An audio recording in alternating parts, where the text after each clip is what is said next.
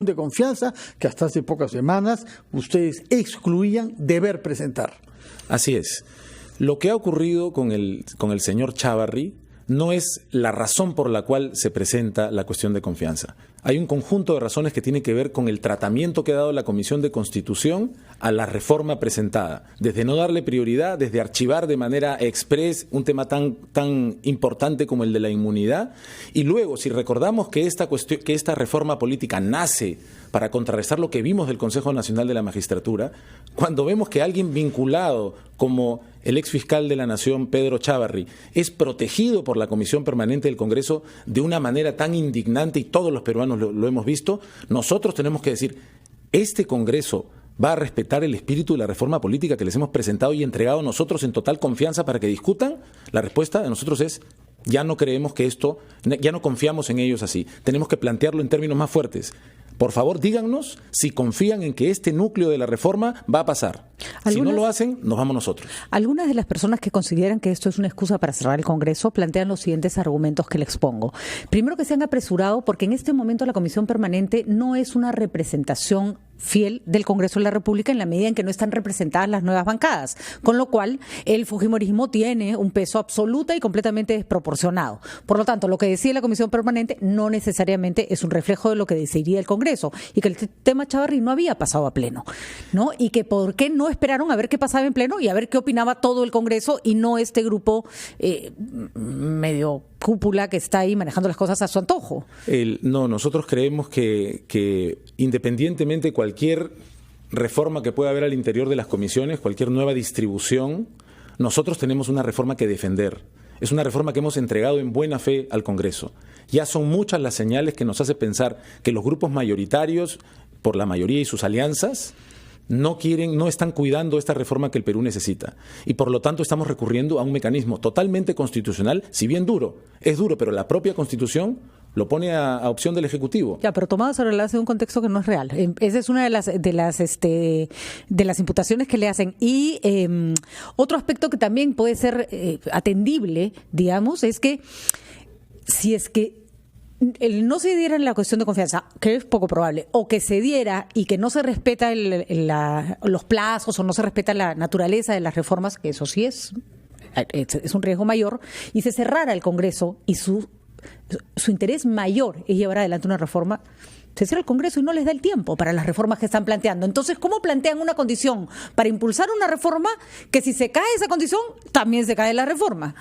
Planteamos una condición que, como dije antes, no estuvo sobre la mesa, no lo habíamos pensado. Las circunstancias nos obligan a tomarla para defender la reforma. Nosotros lo que pensamos es que el Congreso nos va a dar la confianza y al darla vamos a garantizar un núcleo esencial de la reforma. Perfecto. Sin embargo, si sucediera hipotéticamente el otro caso, la reforma no ha desaparecido, sus posibilidades se mantienen, eso sí, en un rango de plazos más ajustado, pero podríamos tener una legislatura ordinaria más un referéndum. Pero eso ya dependerá de qué escenario verdaderamente sucede. Entonces están confiando en el Congreso en el que no confiaban hace una semana. No, lo que estamos diciendo es que estamos jugándonos por la reforma, no nos estamos quedando de brazos cruzados. Estamos tomando una medida que efectivamente es dura, pero que está dentro del marco de la Constitución, y esto es muy importante, que no se puede usar cada semana y que no se usa así, pero que se usa cuando un ejecutivo convencido de lo que defiende es capaz de decirle al Congreso, dime que me ratificas en esto para que podamos avanzar. Y si no es el caso, estoy dispuesto a irme. Y por eso es que es una decisión drástica. Señor del Solar, ayer hemos entrevistado acá a varios congresistas, incluidos de Fuerza Popular y del APRA, Luz Salgado y Jorge del Castillo, quienes se mostraron conciliantes y dispuestos a hallar una salida que nos preserve de turbulencias políticas en las que necesitamos reactivar nuestra economía y garantizar la lucha contra la corrupción. Sin embargo, el señor del Castillo hizo saber que él tenía observación respecto a las elecciones internas, que es uno de los 5 puntos de lo que usted llama el núcleo mínimo irrenunciable. ¿Qué puede suceder si hay objeciones a uno de esos 5 puntos? Yo creo que siempre tenemos que mantener un espacio para el diálogo. La cuestión de confianza no anula el diálogo, y cualquier duda que pueda haber respecto de un temor que pueda sentir alguno de los partidos o de sus integrantes respecto de las reglas del juego, se pueden satisfacer, se pueden dilucidar.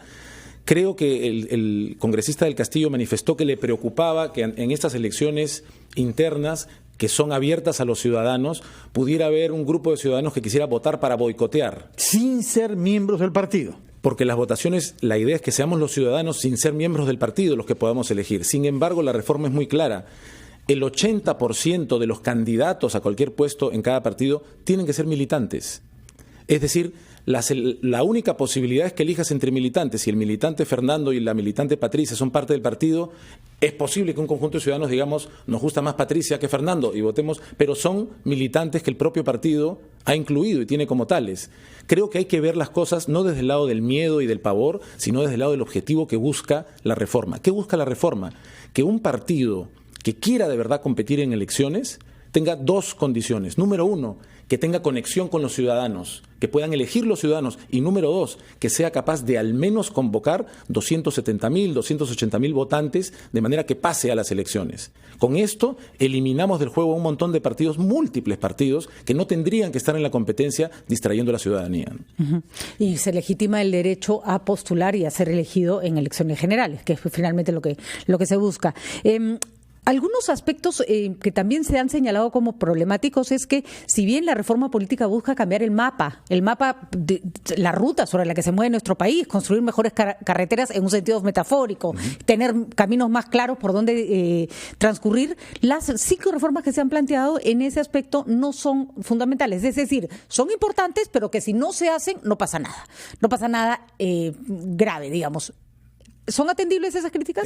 No, discrepamos totalmente. Pedir que los partidos que puedan competir tengan que inscribirse a base de militantes, alrededor de 12.000, no de 800.000 firmas que no se sabe de dónde vinieron sin ningún compromiso real con el partido, es fortalecer los partidos. Hacer que el financiamiento ilegal se convierta en delito es buscar blindar a la competencia electoral de la corrupción. Hacer que las listas que se presenten tengan que tener alternancia y paridad es seguir luchando por crear un espacio paritario para las mujeres en el país. Todo esto es esencial. Pedir que la inmunidad parlamentaria sea vista por un ente externo es ganar transparencia y mayor confianza para una de las democracias con menor confianza en los partidos en la región. Y el fortalecimiento de partidos políticos se tendría que ver reflejado en un futuro, en un Congreso más sólido, en instituciones más firmes. Sin embargo, vamos a llegar al 2021, si es que los cambios se dan, con un Congreso que de por sí ya no permite la reelección, y algunos consideran que eso impide el hecho de que haya carreras políticas, porque podría haberse hecho una reducción de la reelección hasta determinado plazo, un Congreso que no va a tener bicameralidad y un Congreso en el que, en este contexto, efectivamente parece buena idea que la inmunidad sea cuestionada, pero que en otro contexto eso puede ser una debilidad. Pienso que hubiera pasado con los congresistas en la época de Fujimori si no hubieran tenido una inmunidad que los protegiera de un poder que los avasallaba. ¿Es esa una manera de fortalecer un poder del Estado tan importante como lo es el Congreso de la República? Yo creo que sí, creo que estamos cambiando las reglas para bien. Es importante especificar respecto de tu pregunta, el Ejecutivo ha planteado unicameralidad por respeto a los resultados del referéndum. Pero si se fijan, no estamos planteando entre los puntos nucleares de la reforma que hemos sometido a confianza el tema de la bicameralidad o la unicameralidad. El Congreso tiene mucho margen para seguir discutiendo.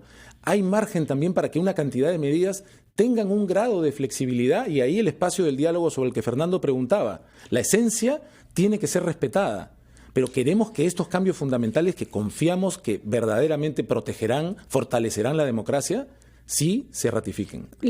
Mucha duda sobre qué es la esencia y qué no es la esencia. Le pongo un ejemplo concreto, primer ministro. Si hay paridad, pero no alternancia, ¿se violó la esencia? Estamos pidiendo paridad y alternancia. Entonces, así de drástico, o sea que tiene que ir 1 y 2. Sí, porque sin alternancia tú podrías presentar una lista, imaginemos que fueran 100 los candidatos de la lista, aquí van, los primeros 50 son hombres, las segundas 50 son mujeres, hay paridad, pero no hay alternancia, por lo tanto no habrá paridad al final. Se imaginará que yo soy de las personas que coincide plenamente con usted debido a la lucha que llevo por los derechos de la mujer, pero me voy a poner en el caso de los que no piensan así. Alguien puede decir, bueno, pero si ya hay elecciones internas y ya estamos exigiendo que las internas haya paridad, la alternancia la va a determinar el voto de las personas que asistan a elegir los candidatos. ¿No es ese un criterio atendible todavía?